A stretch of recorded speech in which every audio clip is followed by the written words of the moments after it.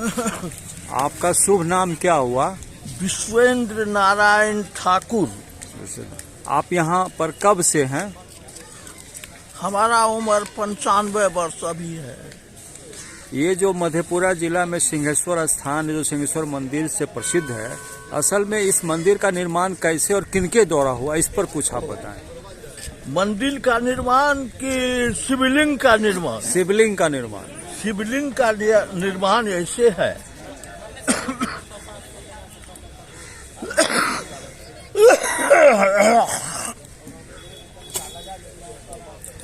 सतयुग में यह मैगरी नाम का पर्वत था। यहाँ इसी पर्वत पर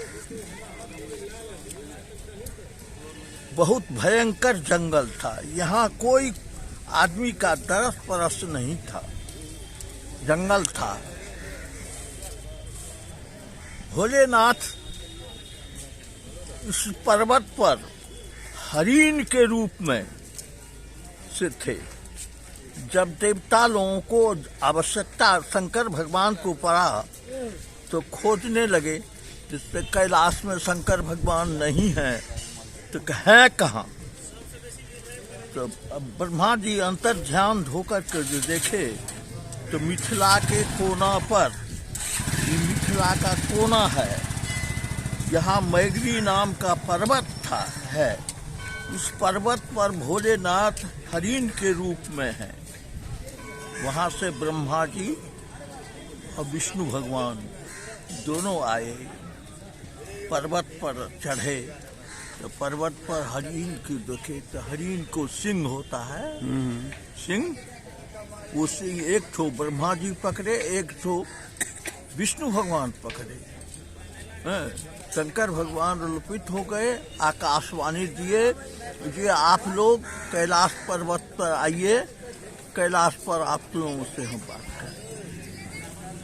ये दोनों सिंह जो है, इसको दोनों आदमी स्थापित कीजिए इस पर्वत पर, और ये एक शिवलिंग होगा। और ये शिवलिंग में तीनों होगा, ब्रह्मा विष्णु महेश। तो आप इस शिवलिंग को देखेंगे तो 3 भाग में है ना। तो यही 3 भाग में है। तो ब्रह्मा विष्णु महेश तीनों आदमी इस शिवलिंग में है। शंकर भगवान ये भी कही कि इसका कब होगा प्रचलित, कब होगा इसका शिवलिंग का पूजन, कब होगा। तो कहीं कि द्वापर के अंतिम क्षण में इस पर्वत का, ये शिवलिंग का जागृत होगा। तो वही द्वापर जब समाप्त होने लगा तो ये शिवलिंग का जागृत हुआ। यहाँ कोसी नदी थी, वो कोसी नदी के में लोग चलते थे, कोई यहाँ आदमी नहीं था। अब आप सुनिए, जो मंदिर का निर्माण किसने किया, कैसे हुआ। तो मंदिर का निर्माण ऐसे है, नेपाल से इस नदी का कनेक्ट है। तो नेपाल में सखुआ का लकड़ी बहुत ज्यादा होता है। तो सखुआ का लकड़ी लेकर के लोग कलकत्ता जाते थे। कलकत्ता में सखुआ का बहुत बड़ा था, उसी खंभा पर कलकत्ता टिका हुआ था। अब तो लोहा पट्टी हो गया। तो वही व्यापारी जो सखुआ का नदी नाव बना करके चल रहे थे, तो यहाँ नाव फंस गया, परे रह गए। अब उनका नाव नहीं छूट रहा है। तो वैसे उस पर्वत पर कुछ लोग गाय भैंस लेकर के आते थे, बच्चे लोग। तो वो लोग कहा जो कि जो भाई आप जाइए ऊपर पर्वत पर, अब पर्वत पर शिवलिंग है, शिवलिंग को आप मानता कीजिए, आपका नाव छूट जाएगा। गए देखिए शिवलिंग, और कहीं अगर आप शिवलिंग हैं, हमारा नाव छूट जाए और हमको इतना आय इस दफे हो जो हम लौटती घर नहीं जाए, मंदिर का निर्माण करें। तो वही हरिश्चरण चौधरी कह करके मनसापुर निवासी निर्मली स्टेशन के नजदीक वही गए, नाव छूट गया, गए वहां से लेकर के आए। वास्तविक में उनको इतना आय हुआ जो आकर के वही मंदिर बनाए, मंदिर बना करके ये जागृत हो गया। यही कहानी है जी। पुजारी जी, आप ये भी बताएं कि मंदिर बनने के बाद भक्त श्रद्धालुओं का आने का क्या इसमें यहाँ विदेशी पर्यटक भी आते हैं? विदेशों से भी लोग आते हैं, धर्मावलंबी आस्था वाले लोग से भी आते हैं। तो यहाँ पे कुछ उन लोगों का ठहरने के लिए कोई व्यवस्था की गई है? जागृति हुआ तो महाराजा दरभंगा स्वयं आए यहाँ पूजा करने के लिए।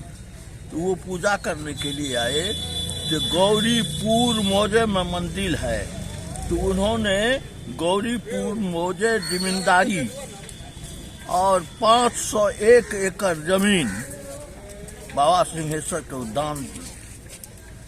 मुझे उन्हीं का ये दान दिया हुआ सारा जमीन है 501 बीघा। तो इस 500 एकड़ बीघा जमीन में मंदिर के अतिरिक्त और क्या क्या व्यवस्थाएं की गई है? धर्मशाला है, शिवगंगा है, बहुत सा दुकान है, गाछी है, मेला ग्राउंड है, बुझे, और उपजाऊ जमीन भी है, बहुत उपजाऊ जमीन भी है बाबा को, वो सब। तो आप कितने पुजारी लोग यहाँ पे रहते हैं? मूल में हम लोग यहाँ 14 परिवार थे, अब तो बहुत बढ़ गए, बुझे कि नहीं। 14 परिवार थे। हम लोग को इतिहास यह है, जो हम लोग सिंहवाड़ा डेढ़ी दरभंगा जिला डेढ़ी के मालिक थे हमारे पूर्वज लोग। उस डेढ़ी में 3 भाई थे, बुझे कि नहीं। तो तीनों भाई जो यहाँ आए, तो एक भाई अनंत ठाकुर सो यहाँ बाबा पकड़ लिए, जो तुम हमारा सेवा पूजा करो और तुम यहाँ ही रहो। तो वही अनंत ठाकुर के परिवार के हम लोग 14 हुए, और 1400 तो 28 हुए, 28 तो अब 58 हुए, कितना हो गए। अच्छा, सरकार की ओर से कोई अनुदान भी प्राप्त होता है आपको? बाबा को इतना इनकम है जो सरकार का आवश्यकता नहीं है। चलिए, तो इस मंदिर से जो धर्म के ये आर में जो आमदनी होती है, धर्मावलंबी लोग जो आस्था जो दान देते हैं, तो इनका लेखा जोखा रख रखाव कमेटी है। धार्मिक न्यास परिषद पटना द्वारा इसका संचालित होता है। अब वो पटना न्यास परिषद कमेटी गठन करते हैं। इस कमेटी का अध्यक्ष होते हैं कलेक्टर जी, जिला कलेक्टर होते हैं एसडीओ, और गणमान्य लोग सदस्य होते हैं 9 11 आदमी का कमेटी होता है। वो कमेटी का माध्यम से सारा संचालित होता है।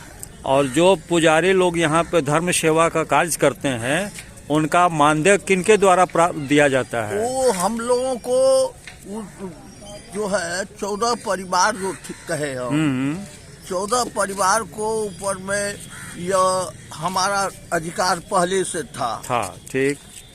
पब्लिक केस एक हुआ जिला भागलपुर में, भागलपुर में फैसला हुआ, जो ये पंडालों का संपत्ति नहीं है, ये सार्वजनिक संपत्ति है। लेकिन पंडालों को इस मंदिर से जो आय होगा उसमें 2/3 10 आना 8 पाई साल में पंडा समाज को हिस्सा के मुताबिक दिया जाएगा। और वही हम लोगों को अभी तक मिलता है। जो बाबा का इनकम होता है, जो इनकम होता है, उसमें 10 आना 8 पाई हम लोगों को मिलता है। यही आय का 4 पाई रिजर्व जमा रहता है। खर्च काट करके जो बचेगा उसमें हमको 10 आना 8 पाई। यही व्यवस्था। आप ये महत्वपूर्ण जानकारी दिए, इसके लिए नागरिक वाणी न्यूज की ओर से आपका बहुत बहुत धन्यवाद। जय